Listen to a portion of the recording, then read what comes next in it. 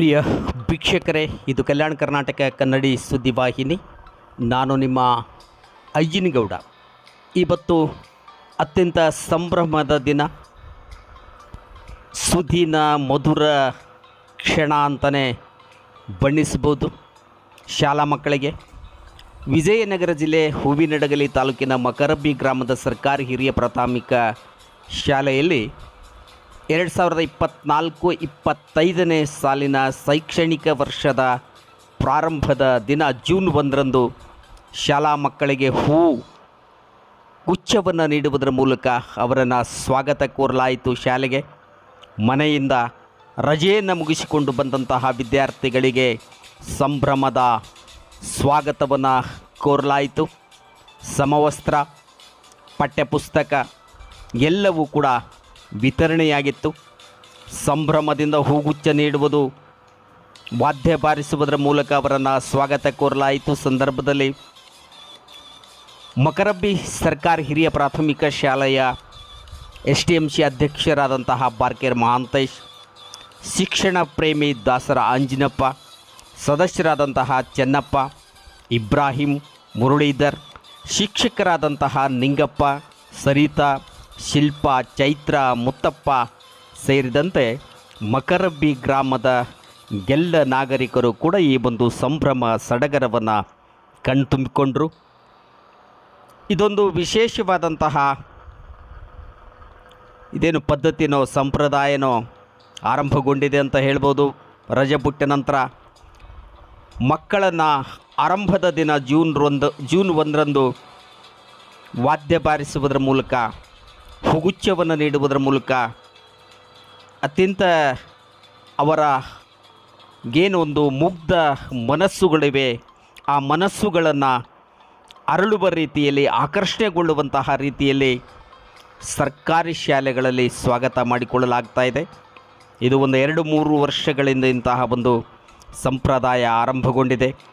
ಶಾಲೆಗೆ ಹಸಿರು ತೋರಣವನ್ನು ಕಟ್ಟಿ, ಮಧುಬಣ ಗಿತ್ತಿಯಂತೆ ಸಿಂಗರಿಸಿ, ವಿದ್ಯಾರ್ಥಿಗಳಿಗೆ ಒಂದು ರೀತಿಯ ಆಕರ್ಷಣಾ ಕೇಂದ್ರವನ್ನಾಗಿ, ಕೇಂದ್ರ ಬಿಂದುವನ್ನಾಗಿ ಮಾಡುವಂತಹ ಒಂದು ಸಂಪ್ರದಾಯ ಆರಂಭಗೊಂಡಿದೆ. ಮಕ್ಕಳು ಕೂಡ ರಜೆ ದಿನಗಳಲ್ಲಿ ತಮ್ಮ ಸಂಬಂಧಿಕರ ಮನೆಗೆ, ಅಜ್ಜಿ ಮನೆಗೆ, ಮಾವಂದಿರ ಮನೆಗೆ ಎಲ್ಲೆಲ್ಲೋ ತೆರಳುವುದರ ಮೂಲಕ 20 ದಿನ, 15 ದಿನ, ಒಂದು ತಿಂಗಳ ಕಾಲ ರಜೆಯ ಮಜವನ್ನು ಮುಗಿಸಿರ್ತಾರೆ.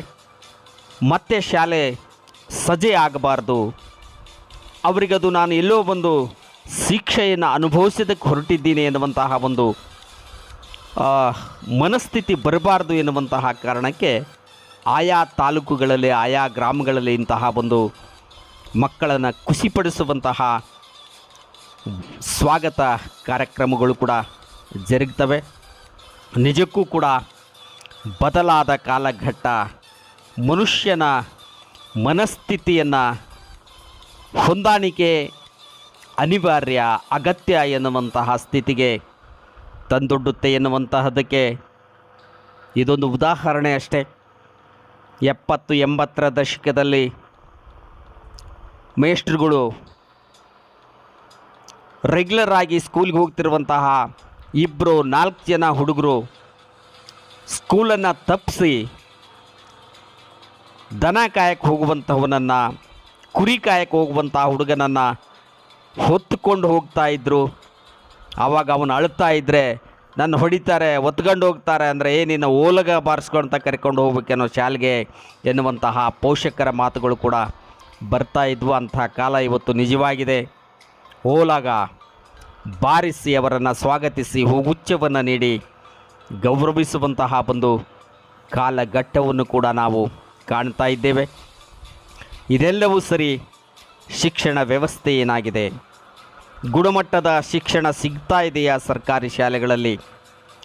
ಸರ್ಕಾರಿ ಶಾಲೆಯ ಶಿಕ್ಷಕರೇ ಇವತ್ತು 35,000, 40,000 ಸಂಬಳವನ್ನು ಪಡೀತಿರುವಂತಹವರ ಎಷ್ಟು ಜನ ಶಿಕ್ಷಕರ ಮಕ್ಕಳು ಇವತ್ತು ಸರ್ಕಾರಿ ಶಾಲೆಗಳಲ್ಲಿ ಓದ್ತಾ ಇದ್ದಾರೆ ಎನ್ನುವಂತಹದ್ದು ಕೂಡ ಇನ್ನೊಂದು ಕಡೆ ಬಹುವರ್ಷಗಳಿಂದ ಚರ್ಚಿತವಾಗುವಂತಹ ಒಂದು ವಿಷಯ. ಇವರೇನೋ B.Ed ಮಾಡಿರ್ತಾರೆ, TCH ಮಾಡಿರ್ತಾರೆ.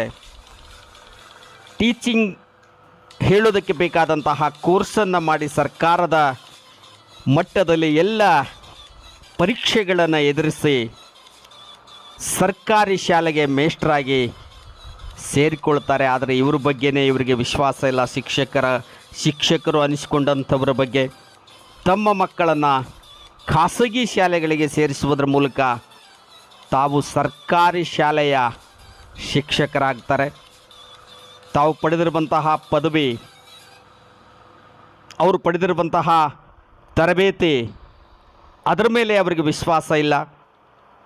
ಇವರಿಗೆ 35,000 ಸಂಬಳವನ್ನು ಕೊಟ್ಟು ಸರ್ಕಾರ ಬಡವರ ಮಕ್ಕಳಿಗೆ ಅನುಕೂಲವಾಗಲಿ, ಗುಣಮಟ್ಟದ ಶಿಕ್ಷಣ ಸಿಗಲಿ ಎನ್ನುವಂತಹ ಉದ್ದೇಶದಿಂದ ಶಿಕ್ಷಕರನ್ನು ನೇಮಕ ಮಾಡಿಕೊಂಡ್ರೆ 6,000, 8,000, 4,000 ಸಂಬಳವನ್ನು ಪಡೆದು ಪಾಠ ಮಾಡುವಂತಹ ಶಾಲೆಗಳಿಗೆ ಶಿಕ್ಷಕರ ಒಂದೇನು ಅವರ ಎಜುಕೇಷನ್ ಏನು, ಅವರ ಟ್ರೈನಿಂಗ್ ಎಲ್ಲ ಆಯಿತು, ಅವರು ಎಲ್ಲಿ ಓದಿದ್ದಾರೆ, ಖಾಸಗಿ ಶಾಲೆಯಲ್ಲಿ ಇರುವಂತಹ ಶಿಕ್ಷಕರ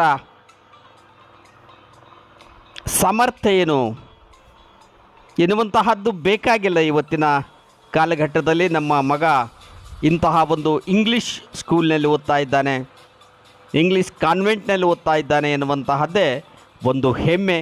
ಆ ವಿಚಾರಕ್ಕಾಗಿಯೇ ಈ ಸರ್ಕಾರಿ ಶಾಲೆಯ ಬಹುತೇಕ ಶಿಕ್ಷಕರ ಮಕ್ಕಳೆಲ್ಲವೂ ಕನ್ನಡ ಏನು ಇಂಗ್ಲೀಷ್ ಮಾಧ್ಯಮದಲ್ಲಿ ಖಾಸಗಿ ಶಾಲೆಗಳಲ್ಲಿ ನಾವು ಕಾಣಬಹುದು. ಬಡವರ ಮಕ್ಕಳನ್ನು ಮಾತ್ರ ಸರ್ಕಾರಿ ಶಾಲೆಗಳಲ್ಲಿ ಕಾಣಬಹುದು.